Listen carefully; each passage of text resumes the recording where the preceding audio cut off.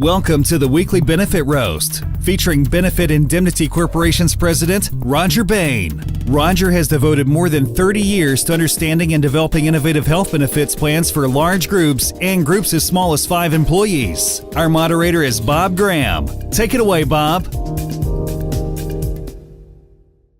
I am Bob Graham, and I'm your moderator. This is Benefit Indemnity Corporation's Benefit Roast. This is a weekly discussion on health benefits.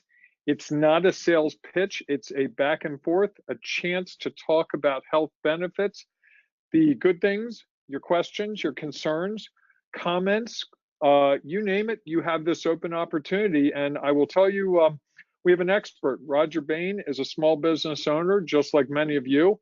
And he's been creating health benefit solutions for many years. He doesn't tell me how many years, frankly. He's also president of Benefit Indemnity Corporation, which is a national health benefits provider based in Baltimore. And Rodger, I can tell you, I've known Rodger for almost, I think it's 9-10 years, and he is one of the most thoughtful, creative, and interesting people when it comes to talking about health benefits. And I tell this story often, and if you've heard it, I apologize, but I used to be a newspaper reporter covering the insurance industry, and Rodger was routinely the guy who could predict what was going to happen with national legislative matters, with local legislative matters, and he became a real go-to source for me for information. So you're going to get to hear some of that today because Rodger's going to give some opening comments. And let me just real quick go through some of the housekeeping before we get rolling, because it can be a little complicated your first time. You can chat with us because of our audience. It's just easier for us if you would send your questions in the question box, and we'll review them, and I will ask them of Rodger. If it's something where we want to get you involved, we will unmute you and you can have the actual discussion with Rodger, but because of the number of people, we may not be able to do that today. You can type in a question or a comment, and I will get that to Rodger as soon as we get a chance. So with that, I think, Rodger, we're probably ready to get started. Thank you, Bob, and good afternoon, everyone. Today, again, as Bob mentioned, we're only going to take a few minutes to really get some highlights of the subject matter and try and get a little bit of exchange from all of you out there in the world that are dealing with these problems every day. But we're going to prime it up and talk about it a little bit and see what kind of comments we can get. So today, we're really talking about an issue that is pretty important to all of us, and you hear it in the news all the time now, but we're talking about the prescription drug issue, and I'm calling it crisis or salvation because really it seems many times that that's exactly what we're dealing with. Prescription drugs are saving lives every single day, but it's also getting to the point where we're getting to breaking the back of the healthcare system where we just can't afford the costs anymore. And there are some issues to that, and we have to look at that. So I'm going to talk about something very simply first, the prescription drugs and the power of healing. The gold standard for some diabetic treatment, metformin, comes in a 1,000 milligram tablet, and we're talking about $3,200 for the treatment regimen in a month. And that is an interesting question, because what you have to ask when you look at that brand name that's being prescribed routinely by physicians and in the world of medicine, and you look at the same drug in its generic form, or actually not even in the generic form, but in the 500 milligram tablet, and you take 2 of them a day instead of 1, and you cut your price to $7.30. So the patenting process is one of the major flaws in the healthcare system today. We'll talk about this over and over as we go out in the world and we look at the cost of prescription drugs and specialty drugs, but come on, take 2 pills rather than 1 in a day. At that kind of price disparity, the customers just don't know this, and they really have to. So we have to get on the ball in our educational process and what we do, and we've got to figure out how to solve the problem. So salvation, large doses of ibuprofen, the 800 milligram, basically your maximum prescription dose, tends to upset the stomach in many, many patients. So the cure is to combine 800 milligrams and take a famotidine, an antacid or a proton inhibitor. So we do what we need to do to keep the stomach settled, and it costs about $6.17. And yet the crisis is the specialty drug industry and the pharmaceutical drug industry are often prescribing these in a pill that is combined into one pill, and that's called Duexis. And Duexis has a slightly lower dosage of the famotidine. It has the 800 milligrams of ibuprofen, but the cost is $2,168 for the same treatment regimen, over-the-counter ibuprofen and famotidine of $6 and change. So these kinds of things are what really aggravate our healthcare system and our patients and our consumers, because they don't know these things. And oftentimes, physicians prescribing these medications don't know these things. So we have to get to a pharmaceutical benefit manager that looks at these prescriptions and manages and communicates. And of course, you know, when a pharmacy benefit manager communicates with a patient, they immediately think it's the insurance company trying to get out of paying a claim. So we have to deal with those issues as well. So Rodger, can I jump in real quick? I've got a question that's really relevant. I'm sorry to interrupt. If you can go back a slide real quick. Sure I've can. got two people who are asking me, when you say these costs, so the $6.17 and the $2,168, define what that cost is. Is that the actual cost of the medication, or is that the cost that the insurance company pays, or the consumer, or they were confused about that? That's the actual cost of the medication for the treatment regimen. So in this case, it's I believe it's $6.17 a month versus $2,168 a month. So we're talking about the same treatment regimen, and we're looking at just simply a difference in cost, raw cost of the drug. And part of the reason, the problem in health insurance renewals is that the patient is paying a copay.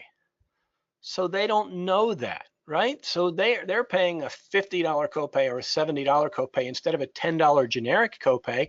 And to them, it's a $65 difference, and they think it must be better because that's what the doctor prescribed. So that's the challenge, is making sure the consumer understands that metformin is metformin. You take one pill or you take two. And this is the difference in cost. Your copay could be a generic copay of $10 or $0 or whatever your health plan has for generics. And instead, you're paying your second or third tiered copay to get the same drug. The problem is it's somebody else's money.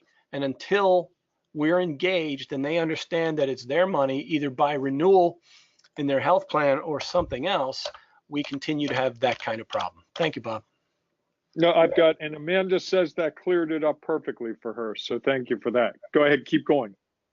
Okay, so when we look at these things and we look at the cost of the healthcare system at large, we're dealing with some pretty significant issues. Projected specialty drug spending from 2012 to 2020 is expected to go as high as $400 billion. So when we look at these kinds of challenges, that's exactly what we see, and that's really important to know. I've got a comment out there, Bob, I see on our screen. I don't know if you can see that and kind of give me an idea of what that is in a moment. One of our attendees has a comment and question. Yep, I've got that. You ready for it, or you want to keep going and come back to it? No, go ahead. Let's get them while they are asking. So this person's asking about mail order drug programs. Are they better or worse than going to the local drugstore? Wow, that's a good question. I mean, better or worse is probably not necessarily the quantitative answer that we're looking for. But when we talk about mail order prescription drug programs, we're talking about whether or not the pharmaceutical benefit manager coordinating that mail order program really is involved in managing and controlling the costs and delivering that same prescription for a significantly lesser cost or not. Sometimes a PBM provides a lesser cost but maintains a markup, or what we call spread pricing. And that is really, really difficult to see or to manage. It's kind of a hidden cost. Most of us believe that a PBM is designed to help save money, and because of the name, it's pharmaceutical benefit manager. And by nature, that means we think they're trying to manage the cost and control the delivery and make sure we're intact, but it's not always happening that way. One of our contributors out there today is mentioning that brand name specialty is killing the budgets of self-insured plans. And on fully insured plans, carriers have side deals with pharma where they keep 100% of the rebates and are not transparent with their clients about those. And you know, that's a really good point, Paul. Your response ran out of characters, I think. Let's see, side effects. Yeah, they're not transparent with their clients. And, you know, it's not a question, but it is a valuable statement. I appreciate you contributing that, Paul, because that is something that we deal with every day, that pharmaceutical benefit managers, as they're called, are a concern and need to have a certain level of scrutiny that they may have never had before. The original purpose, as we think, is to control the cost and the delivery of the most appropriate drugs at the most appropriate cost. And instead, they become distributors, wholesale distributors that make a lot of money. In fact, 20 years ago, we would have never thought that a pharmaceutical benefit manager would rise to a level of profit that they are actually buying the insurance companies for, what was it, 68 or 83 billion dollars. That we had one of these major PBMs just buy Aetna. So when you look at that scenario, you really have to wonder where in the world this money is coming from for the PBM to make enough to actually buy the insurance company, number one. And number two, what's the motivation for them to buy that insurance company? So big challenges. And Rodger, I'm sorry, I didn't mean to cut you off. You brought up the whole idea of where in the world. I've got a question from Mark, who says he's heard about the cost of drugs in other countries. How is that fair, and what can we do here in the US? So I think what he's saying is you can go to Canada or some other country and get your pharmaceuticals for much less. Well, can you address that? Yeah, it's a very good point and a very good question. The unfortunate thing is nobody can answer the question about fairness, because there's no such thing fairness in the prescription drug industry today. There's just simply no such thing as fair. What we see in other countries is absolutely astounding on the differences in prescription drugs. I saw a chart one day that showed the difference for the Hep C medication. And when you look at the difference by country, we're looking at 30-day supplies in the US in the range of $32,000 a month. And in the other countries, we saw those scale all the way down as low as $11,000 a month. I read an article the other day that shows that in Egypt, those are down as low as $1,900 a month, because the Hep C incidence in Egypt is so high that the government is very aggressively negotiating and getting the price of that down to a small percentage of what it is in America. And that's typically a 3-month regimen. So you're talking about $96,000 or $100,000 a patient in America and $6,000 a patient in Egypt. And in some other countries, the very same drug for $30,000 or $40,000 is relatively routine. So the access to those drugs is the challenge. It is illegal, technically, under the law, to buy prescription drugs from another country. The FDA has actually spoken, it has a policy in place to specifically not enforce that law or regulation upon individuals buying drugs for their own use. But corporate sponsorship, or a corporation or a drugstore stocking their shelves from Canada or from another country is outright illegal. And so this is part of why you've heard President Trump in a pretty aggressive sparring match with the pharmaceutical industry to try and force disclosure of their costs and at least a transparency to help get to that. Paul's got another great comment. Oh, actually, I want to ask you Kevin's question. I want to hear your answer to this. So Kevin asked, he's gone right for the juggler here. Why bother offering health benefits at all to my employees? All these things you're talking about just scare me. Can you respond to that, Rodger? Well, yeah, I can respond to that really easily. And that is, what is the alternative? If your employees don't have health care, they're all facing a potential bankruptcy at one wrong turn, right? Whether that one wrong turn be in the highway or on a motorcycle, or whether that one wrong turn be in a hospital with a staph infection, or whether that one wrong turn simply be the development of some critical illness. to leave us so vulnerable as to not have health insurance. If you have assets to protect, and if your employees have assets to protect, you've got to help them protect them. And there is no conceivable way that most employees have the ability to negotiate at the level an employer negotiates. And so there's some significant advantages there.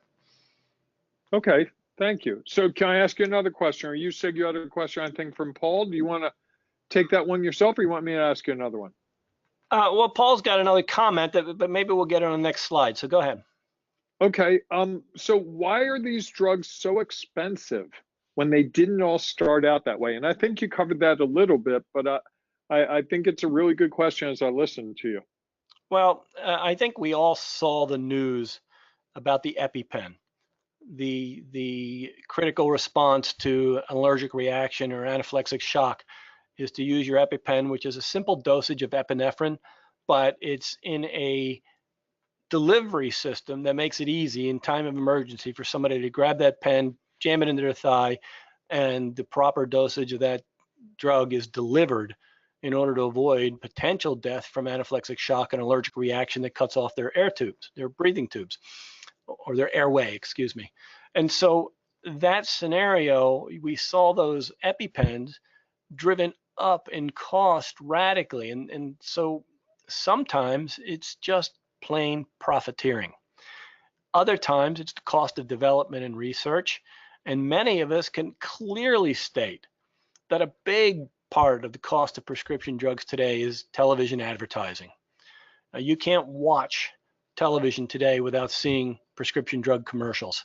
And all of those things, as in any business, increase costs. And when you see prescription drugs being advertised in the Super Bowl, you have to know those millions and millions of dollars are being made up somewhere. So the pricing is a real challenge. And I think that's, they're driving demand in many people's minds. And I kind of tend to agree with this. They're driving demand in the consumer, telling the consumer to go ask their doctor if they need this. And some consumers are so convinced by a commercial that they will tell their doctor they need that. And if the doctor says, no, they don't need it, they'll go find another doctor until somebody's willing to prescribe the medication to them. And that's just another part of a crisis in a healthcare system that we're dealing with today. Roger Evans says he thought the drug commercials during the Super Bowl were almost as bad as the Rams play. So I thought you'd get a laugh out of that. I'm not sure either team played that well, but that's the kind of much like the pharmaceutical industry, right? Which team is winning and how? I don't know. So. Very much so. I've got another question, Roger, from Carol, who says, don't we need these drug companies no matter what the price we have to pay for what they offer? Well, the answer is yes, we need these drug companies. We need the value of prescription drugs and what they deliver to preserve the healthcare. But when we say no matter what the cost, the answer is clearly a no. Because if we can't afford prescriptions, it's not going to help us any. It's interesting. I went to a seminar. I do admit my 32 years, even though you suggested I didn't, but probably very early in my career, I actually went on a learning expedition, and I went to a physician seminar on the ethics of healthcare rationing.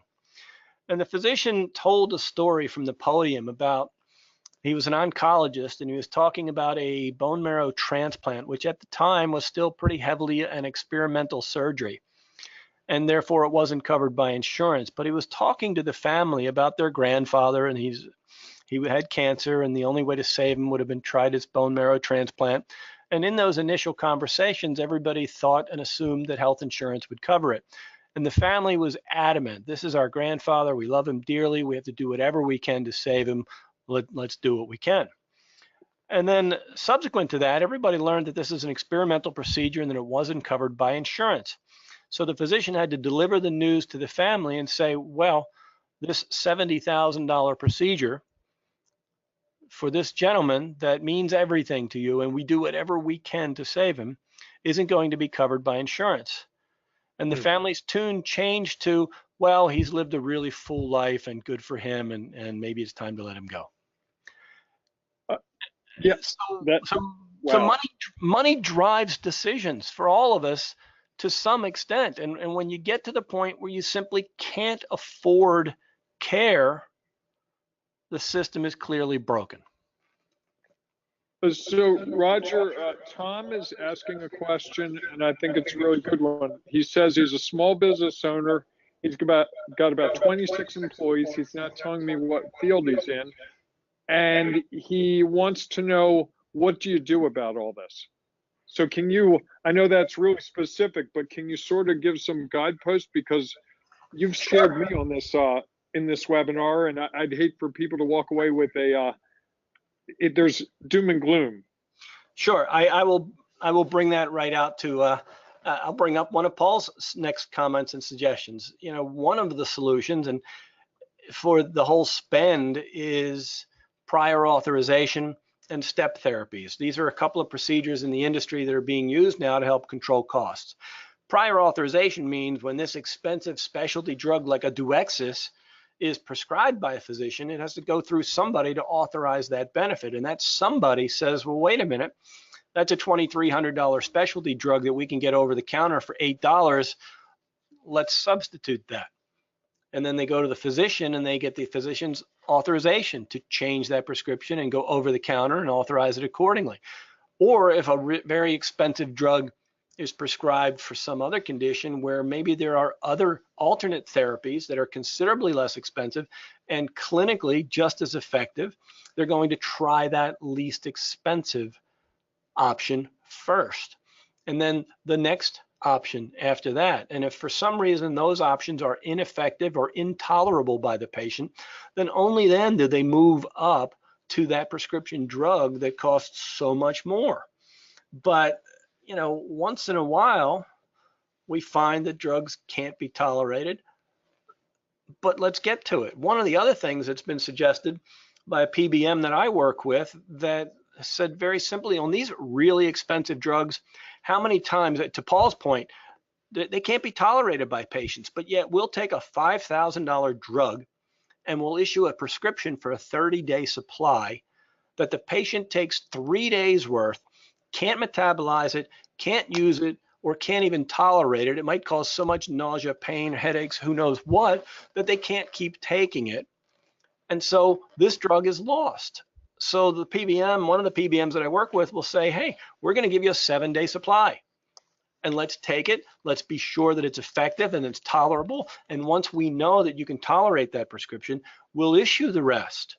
But why are we flushing down the toilet or throwing somewhere?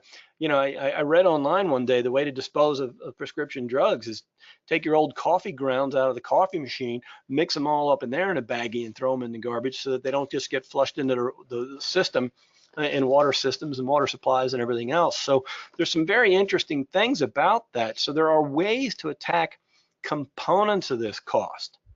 But each one of those ways is still only a piece of the puzzle because we have a very, very big problem when it comes to prescription drugs. Roger, now Dina has a question. Can we get drugs at a cheaper price from another country and do it through the PBMs, or is that not possible? Most of the PBMs will not do that because that is kind of a corporate reselling type of scenario. There are companies out there now that will navigate and help an individual consumer find out how to order their own prescriptions, mail order on their own to get that, and will help facilitate the payment process for that. So it can happen, it does happen, it's becoming more effective. Even municipalities are engaging firms to be able to counsel their employees to help their employees get better health care for less money. But it is not something that can be done necessarily directly through the PBM. It's got to be built in a different way. So that's something we can look at individually, case by case, but it's not something that you can just go out and buy off the shelf somewhere. So as I hear this, Roger, just thinking what you've said so far, it sounds like everyone's trying different methodologies to get around the core issue, which is this really high cost. Am I understanding this correctly? Well, yeah, of course you are. No, you're the expert. I'm just trying to hear it, and it seems like we're trying different things, case by case. We're going overseas. We're trying to change the dosages. We're trying to offset, have fewer delivery of less in case it doesn't work. But we're still circling the target, aren't we?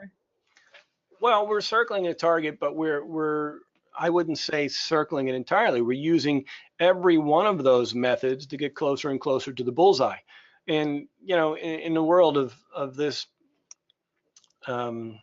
anecdotal dartboard that you suggest, if you have to hit the second ring or the third ring, you're still scoring points, and you just have to keep scoring enough points to win the game. And so it's really important that we look at all of these things and do everything that we can to control healthcare costs. I mean, we didn't even talk about medical tourism, which is now reaching all the way down to be prescription drug tourism. We can send somebody to another country to get their prescription, have them stay there for the weekend, have them enjoy a 5-star resort for the 3 days while they're there. They get their drug administered, they fly home, and we still save thousands of dollars. Now, and what kind of drugs would that be, Rodger, just so we can understand? Well, what happens is there are some drugs that are refrigerated. So you can't do them mail order. You can't do them, you can't order them out of Canada through a program that helps you get drugs that way. And so that individual is kind of left in a bind with no other choice. It's refrigerated. They have to do it. They have to get it administered right there on site. So in that scenario, they go to New Zealand, Mexico, Cancun, Canada, somewhere else, have the prescription administered, and then come home and enjoy a nice trip while they're along the way. So there are, any number of prescriptions, and I'm not a pharmacologist, so that's not really my specialty. And I know that if I had one on the line with us today, we'd probably get a whole lot of samples and ideas of that type of prescription. But I know that they're out there and we deal with them every day. Rodger, I cut you off on your presentation about 15, 17 minutes ago. Do you want to get back to it, or do you think you've covered the key points? Let's touch base just for a quick moment. We'll talk about the PBM that I mentioned here, that we presume that they manage the pharmaceutical benefits and they do it to control costs and to deliver quality and to provide the best-in-class treatment regimen and adherence. And they want to prevent abuse, overutilization, and overspending. And unfortunately, we can't so presume because when you read PBM contracts, it is very difficult. Often, to manage the pharmaceutical benefit is to deliver profits to the PBM, to actually mark up drug costs to a health plan and keep the difference. Spread pricing, it's written into some of these major pharmaceutical benefit manager contracts, even to the extent that they say we represent ourselves and not necessarily in the best interest of our client, which just blows me away that they can even get that in a contract. But these long contracts that nobody reads because they think they don't have the education to read them. Some of these things they would see. They also keep all or a portion of these lucrative manufacturers' rebates or supplemental admin fees. Paul mentioned that earlier. In the fully insured world, all of that stays with the fully insured carrier. So what the health plan is representing as a claims loss isn't always that much of a loss because there's a rebate coming back from the prescription drug manufacturer later on. And then, of course, they alter the prior authorization. I had one of my PBMs talk to me about some of the manufacturers now will actually go to a pharmaceutical benefit manager and say, we will pay you a higher rebate if you issue our drug without prior authorization. Meaning, we mentioned earlier, we want to manage care. Duexis comes in. It's a very expensive drug that has a very easy, identical over-the-counter alternative. And if prior authorization is required, that's going to be captured, it's going to be caught, and it's going to be redirected. But if you take it off the prior authorization list, we'll give you a bigger rebate because then we know it's actually going to be prescribed and be issued. And to me, that's nearly criminal, if not criminal. I don't want to make an accusation to that extent, so I'll qualify it with nearly, but it sure feels ugly to me. And so, unfortunately, those are kinds of things that we see in pharmaceutical benefit manager contracts. So that's part of what I think is really such a shame. And unless we have more questions and stuff, we are toward the end of the presentation. I do want to make sure everybody knows that if they click on the link down below or type it in, we are offering, we've told everybody we're going to give you a fine cup of coffee, and we will make sure we send you a gift card to that effect so that you can get a cup of coffee every time you attend, because we really like your input. I appreciate all of the questions, and Paul, your input has been valuable as well. We very much appreciate it. Thank you very much. If we have any other questions. We also, Rodger, I kept track of who we talked to: Kevin, Carol, Evan, I believe, Tom, and Naldina. So you were mentioning names. I wanted to mention a couple others. Really appreciate their contributions as well. I appreciate it from everyone. If we have any other questions, Bob, or any other hands raised, let me know. I do not see them. No. I think you've left them speechless. Well, I'm not sure that speechless is where I want them, but I certainly want them coming back. And so we're going to keep them brief whenever we can. If we've gotten to that point, then I will just say thank you to everyone, and we will have everyone have a great day, and watch out for that snow on the East Coast on Wednesday. Thanks, everyone. Thank you. Have a great day. You've been listening to the Benefit Roast, a weekly discussion sponsored by Benefit Indemnity Corporation. Employers in a wide range of fields are using employer-owned health benefits plans to deliver better benefits to their employees at a lower cost. Learn more at benefitindemnity.co. That's benefitindemnity.co. See you again next week.